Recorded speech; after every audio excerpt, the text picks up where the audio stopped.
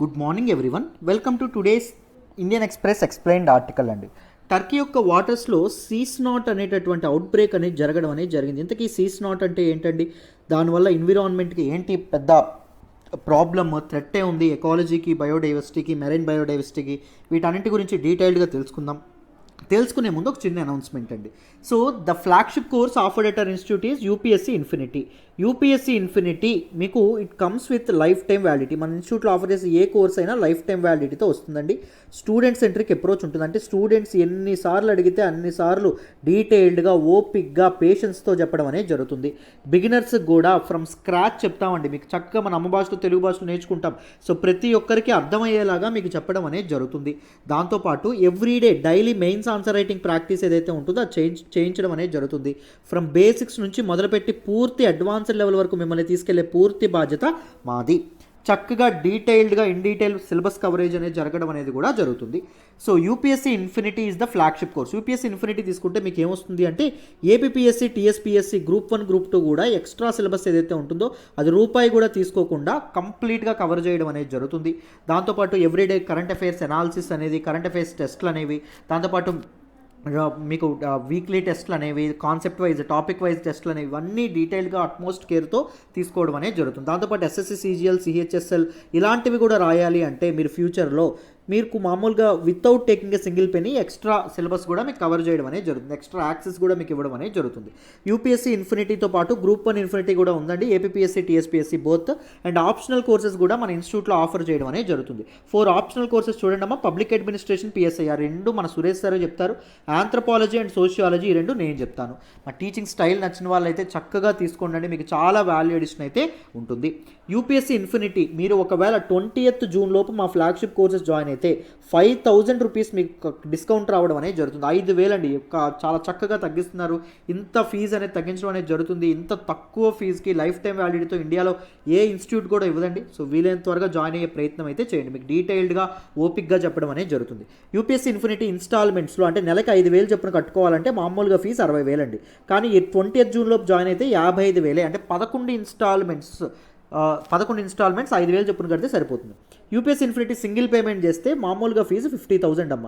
So 50,000 కూడా కాదు, 20th June లోపల జాయిన్ అయితే 45,000కే సింగిల్ పేమెంట్ చేస్తే మీకు యూపీఎస్సీ ఇన్ఫినిటీ వచ్చేస్తుంది. గ్రూప్ 1 ఇన్ఫినిటీ ఏపీఎస్సీ అయినా, టీఎస్పీఎస్సీ అయినా 40,000 అమ్మ ఇన్స్టాల్మెంట్స్లో పే చేస్తే, కానీ 35,000కే వస్తుంది. 7 ఇన్స్టాల్మెంట్స్ 5,000 చొప్పున చక్కగా కట్టుకోవచ్చు.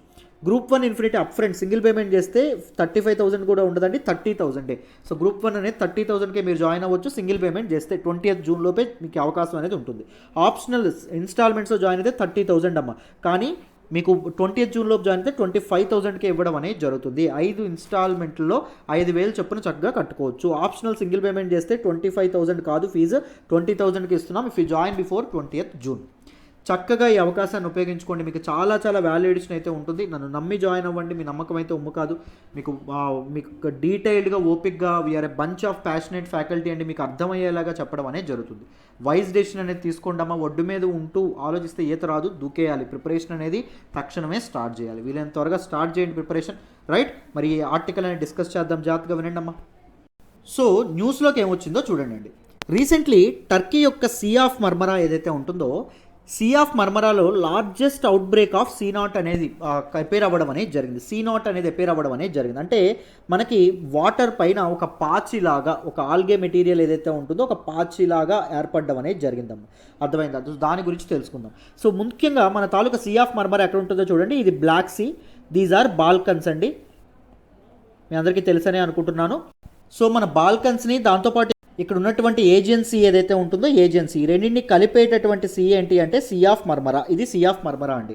సో ఇక్కడ మనకి సీ నాట్ అనేది అవుట్ బ్రేక్ అవ్వడం అనేది జరిగిందంటే, first sea snot outbreak అనేది సో టర్కీలో ఎప్పుడు రికార్డ్ అయిందంటే 2007లో, 2007లో రికార్డ్ అవ్వడం అనేది జరిగిందమ్మా. ఈ సీ నాట్ అంటే ఏంటో చెప్దాం, ముందు చూడండి. సో ఇక్కడ మీకు పిక్లో కనిపిస్తుంది కదా, ఇది దిస్ ఈజ్ మనకి సీ అండి. సీ పైన పేరుకుపోయినటువంటి ఈ పాచ్ లాంటి ఇదేదైతే ఉంటుందో brown material, this is sea not అమ్మ. It is marine mucilage. Mucilage అంటే ఏంటి అంటే బాడీలీ ఫ్లూయిడ్స్ అండి. సో డిఫరెంట్ మైక్రో ఆర్గానిజమ్స్ కానీ ప్లాంట్స్ కానీ లేకపోతే యానిమల్స్ కానీ రిలీజ్ చేసేటటువంటి బాడీలీ వాటర్స్ని మిస్లేజ్ అంటాం. So that is formed when algae are overloaded with nutrients as a result of water pollution combined with the effects of climate change. So algae అనేది form అవ్వడం అనేది జరుగుతుంది. ఎలాగా? వాటర్ పొల్యూషన్ వల్ల nutrients ఏవైతే ఉన్నాయో అవి పెరగడానికి కావాల్సినటువంటి న్యూట్రియంట్స్ అందుబాటులో ఉన్నప్పుడు, దాంతోపాటు ఆల్గే ఎప్పుడు బాగా ఇదవ్వడం అనేది జరుగుతుంది, థ్రైవ్ అవుతుంది అంటే వార్మ్ వెదర్. ముఖ్యంగా సమ్మర్లో మన ఆల్గే ప్రాబ్లం అనేది చూస్తాం. సమ్మర్లో వామ్ వెదర్లో వామ్ వాటర్, దాంతోపాటు స్లో మూవింగ్ వాటర్ ఉందనుకోండి, ఆల్గే అనేది ఎక్కువగా థ్రైవ్ అవ్వడం అనేది జరుగుతుంది. సో మన తాలూకా ఇక్కడ ఆల్గేకి సరైనటువంటి కండిషన్స్ ఉన్నాయి. చూడండి, న్యూట్రియంట్స్తో ఓవర్లోడ్ అవ్వడం అనేది జరిగింది వాటర్, దాంతోపాటు వాటర్ పొల్యూషన్ వల్ల, దాంతోపాటు క్లైమేట్ చేంజ్ వల్ల వార్మ్ టెంపరేచర్, వామ్ వెదర్ అనేది వామ్ వాటర్ అనేది ఉండడం అనేది జరిగింది. సో ఆల్గే ఫుల్గా థ్రైవ్ అయింది. ఎప్పుడైతే ఆల్గే అనేది ఫుల్గా అక్యుములేట్ అవ్వడం అనేది జరుగుతుందో, it will release it's bodily fluids. So ఆ బాడీలీ వాటర్స్ వల్ల ఏర్పడినటువంటి మిసిలేజ్నే మనం C0 అని చెప్పి అనడం అనేది జరుగుతుంది. జాగ్రత్తగా గుర్తుపెట్టుకోండి. The nutrient overloaded occurs when algae feast on warm weather caused by global warming. So ఈ న్యూట్రియంట్ ఓవర్లోడ్ అనేటటువంటిది ఎప్పుడు ఇదవ్వడం అనేది జరుగుతుంది, మిసిలేజ్ అనేది ఎప్పుడు రావడం అనేది జరుగుతుంది, ఎప్పుడు అక్కర్ అవ్వడం అనేది జరుగుతుంది, వామ్ వెదర్ ఎప్పుడైతే ఉంటుందో దానివల్ల ఆల్గే అనేది feast, algae thrives on warm weather. Warm water, దాంతోపాటు స్లో మూవింగ్ వాటర్లో ఆల్గే విపరీతంగా పెరగడం అనేది జరుగుతుంది. When the algae accumulation of algae is accompanied by this particular nutrients, it will release some particular mucilage, that is bodily fuels. వాటిని మనం C0 అంటాం. It looks like a viscous brown and foamy substance అండి. ఇదిగోండి ఇక్కడ చిన్న ఫోమీగా పొంగులుగా ఉండడం అనేది జరుగుతుంది. విస్కస్ అండ్ విస్కాసిటీ అనేది ఎక్కువగా ఉంటుంది, జిగురుగా ఉంటుంది, అండ్ బ్రౌన్గా ఉండడం అనేది జరుగుతుంది. దిస్ ఈజ్ C0 అమ్మ. So what are the main concerns because of this C0? చూడండి అమ్మా, threat to the marine ecosystem. Marine ఎకోసిస్టమ్కి చాలా థ్రెట్ ఉండడం అనేది జరుగుతుంది. It has caused mass deaths among fish population. చాలా ఫిషెస్ అనేవి చనిపోవడం అనేది జరిగిందంట. అండ్ అదర్ ఎక్వాటిక్ ఆర్గానిజమ్స్ ఏవైతే ఉన్నాయో లైక్ కొరల్స్, స్పాంజెస్, వీటి మరణాలకు కూడా ఈ తాలూకా C0 అనేది కారణం అవ్వడం అనేది జరుగుతుంది అని చెప్పారు. It is now covering the surface of the sea and has also spread over 8 to 100 feet below the surface which eventually can collapse to the bottom and cover the sea floor. So ఇది present surface of the sea మీదకి పేరుకోవడం అనేది జరుగుతుంది. మెల్లమెల్లగా ఇదేం చదువుతుంది, 80 to 100 feet below water surface ఏదైతే ఉంటుంది, ఇది వాటర్ సర్ఫేస్ మీద ఉంది. మెల్లమెల్లగా ఇది కిందకు రావడం అనేది మొదలవుతుంది. కిందకు వచ్చుతూ ఏం చేస్తుంది, మన తాలూకా గ్రౌండ్ ఏదైతే ఉంటుందో గ్రౌండ్ మీద పేరుకుపోవడం అనేది, సీ ఫ్లోర్ ఏదైతే ఉంటుందో సీ ఫ్లోర్ మీద పేరుకుపోవడం అనేది జరుగుతుంది. వన్స్ సీ ఫ్లోర్ మీద పేరుకుపోయింది అనుకోండి, ఈ ఆల్గే ఏదైతే ఉంటుందో అది విపరీతంగా పెరగడం అనేది జరుగుతుంది. విపరీతంగా పెరిగిపోతూ ఉంటుందమ్మా. దానివల్ల ఏం జరుగుతుంది, C0 అనేది పెరగడం వల్ల చాలా ఫిషెస్ కానీ, ఫిష్ పాపులేషన్ కానీ, అక్వాటిక్ ఆర్గానిజమ్స్ కానీ చనిపోయేటటువంటి అవకాశం ఉంటుంది. Livelihoods of fisherman affected. Fisherman యొక్క లైవ్లీహుడ్స్ కూడా చాలా ఎఫెక్ట్ అవుతాయి. బికాజ్ ఫిష్ పాపులేషన్ అనేది పూర్తిగా ఇదైపోవడం వల్ల, డిక్రీజ్ అయిపోవడం వల్ల, దాంతోపాటు the sludge is getting collected in there nets. వాళ్ళ నెట్స్లో ఈ తాలూకా ఫోమీ సబ్స్టెన్స్ ఏదైతే ఉంటుందో, C0 ఏదైతే ఉంటుందో అది రావడం అనేది జరుగుతుంది. ప్రతిసారి వల్ల అవి పడడం అనేది జరుగుతుంది. Making them so heavy that they break and get lost. So ఆ C0 అంతా మనకి వాళ్ళ తాలూకా వల్ల చిక్కుకోవడం వల్ల అది బాగా బరువు ఎక్కిపోయి ఒక్కసారిగా షిప్ నుంచి ఊడిపోవడం అనేది జరుగుతుంది. సో వీళ్ళకి కూడా చాలా ప్రమాదం. Moreover the mucilage coating the strings make the nets visible to fish and keeps them away. So ఈ కోటింగ్ ఏదైతే ఉంటుందో వల మీద ఈ తాలూకా C0 కోటింగ్ అనేది చేరింది అనుకోండి, ఫిషెస్కి అది వల అని అర్థమవుతుంది. ఫిషెస్కి అది వల, అది ట్రాప్ అని అర్థమైతే దగ్గరికి వస్తాయా, దగ్గర రావడం అనేది జరగదు. సో ఎకనామికల్గా దీస్ పీపుల్, ఫిషర్మెన్ ఎవరైతే ఉన్నారో వాళ్ళు కూడా చాలా ఎఫెక్ట్ అయ్యే ప్రమాదం ఉంది. And water borne diseases, it can cause an outbreak of water borne diseases such as cholera in cities like Istanbul లాంటి most populous and most developed సిటీస్లో కలరా లాంటివి ప్రబలాయి అనుకోండి, వాటర్ బోర్న్ డిసీజెస్. సో దానివల్ల చాలా అంటే నీటి వల్ల కలిగేటటువంటి వ్యాధులు ఏవైతే ఉన్నాయో అవి ప్రబలితే చాలా ప్రమాదం ఏర్పడడం అనేది జరుగుతుంది. చాలా ఇబ్బంది ఏర్పడడం అనేది జరుగుతుందమ్మా. అర్థమైందా? సో వీటిని మీరు జాగ్రత్తగా గుర్తుపెట్టుకోవాలి. ఇంకొకటి చిన్నది మర్చిపోయాం, మన బ్లాక్ సీ ఏదైతే ఉంటుందో బ్లాక్ సీ అండ్ దాంతోపాటు మన మర్మరా, సీ ఆఫ్ మర్మరా ఏదైతే ఉంటుందో సీ ఆఫ్ మర్మరా, ఈ రెండింటిని కలిపేటటువంటిది ఒక స్ట్రైట్ ఉండడం అనేది జరుగుతుంది. It is the narrowest strait in the world. ఆ స్ట్రైట్ ఏంటో నాకు కామెంట్ బాక్స్లో తెలియజేయండి, ఎంతవరకు కరెక్ట్గా చెప్తారో చూద్దాం.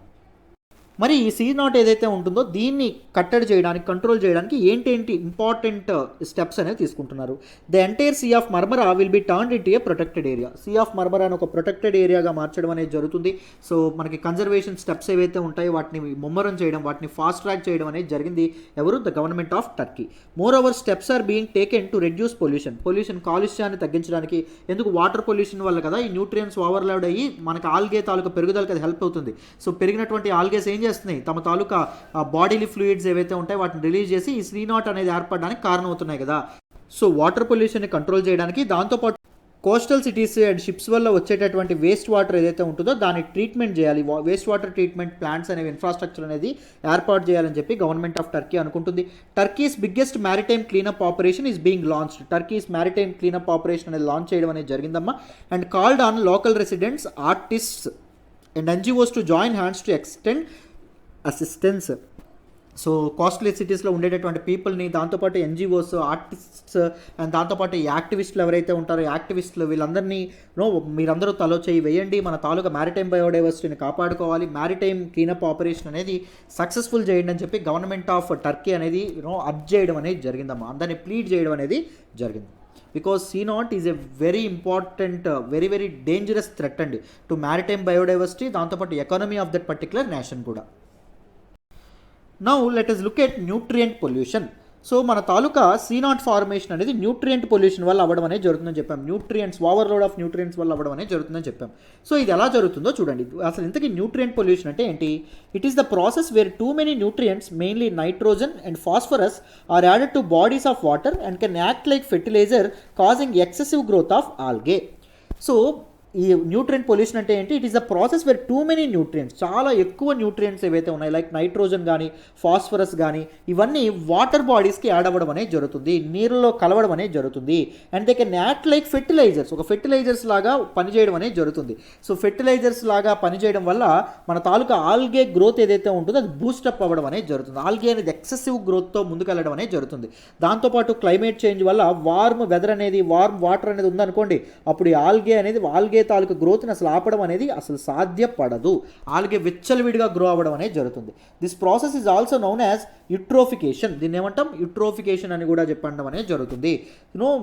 The word eutrophication is in news recently. It is related to అని చెప్పి మీకు క్వశ్చన్ అడగచ్చు. It is related to nutrient pollution అండి, ఓవర్లోడ్ ఆఫ్ న్యూట్రియంట్స్, లేకపోతే C0 ఫార్మేషన్ అని చెప్పి కూడా మీకు రాయొచ్చు. అర్థమైందా? ఇలాంటి ప్రిలిమ్స్లో ఇలాంటి క్వశ్చన్స్ మీకు ఎపేర్ అవ్వచ్చు అండి.